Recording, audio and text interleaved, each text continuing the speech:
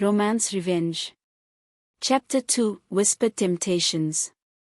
The days that followed were a blur of suppressed emotions and stolen glances. Akua tried her best to avoid Kennedy, but fate, or perhaps her own weakening resolve, kept throwing them together.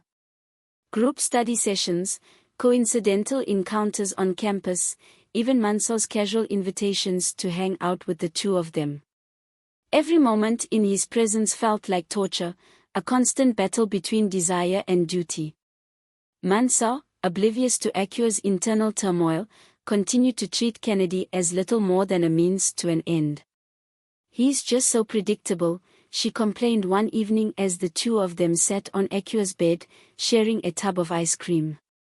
"I swear, if I have to sit through another one of his lectures about saving money or planning for the future, I might lose my mind." Akua forced a laugh, her grip tightening around her spoon.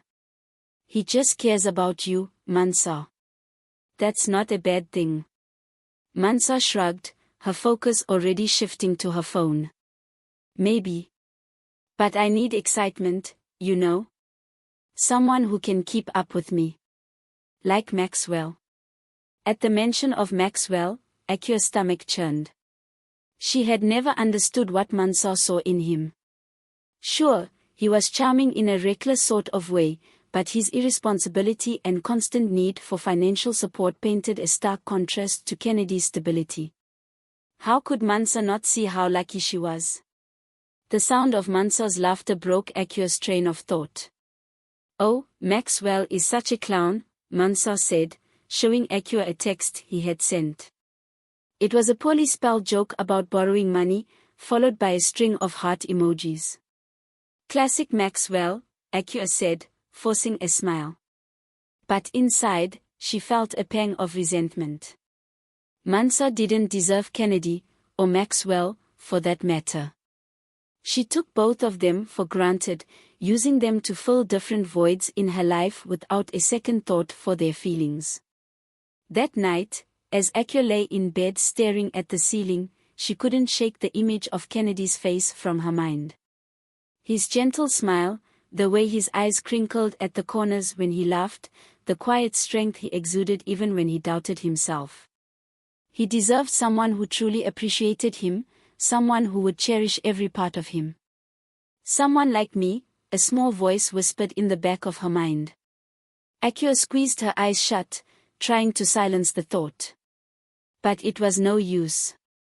The seed had been planted, and it was growing faster than she could control.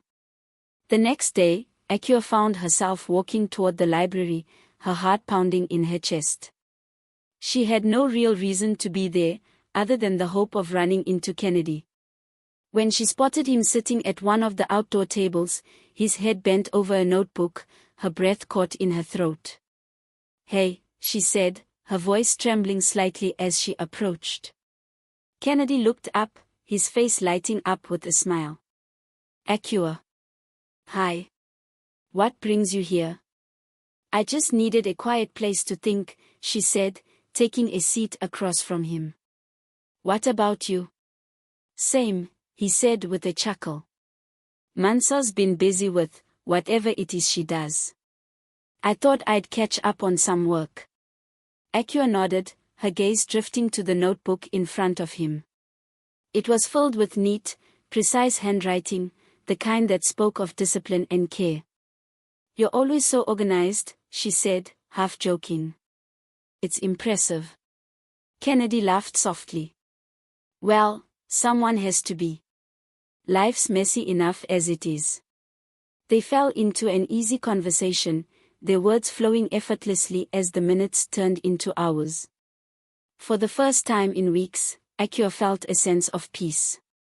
With Kennedy, everything felt right. As the sun began to set, casting a warm golden glow over the campus, she found herself wishing the moment could last forever.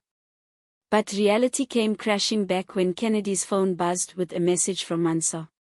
"Sorry," he said, glancing at the screen. "Looks like I've got to go." "Of course," Akua said, her voice tinged with disappointment. "Thanks for the chat." "Anytime," Kennedy said, flashing her one last smile before walking away.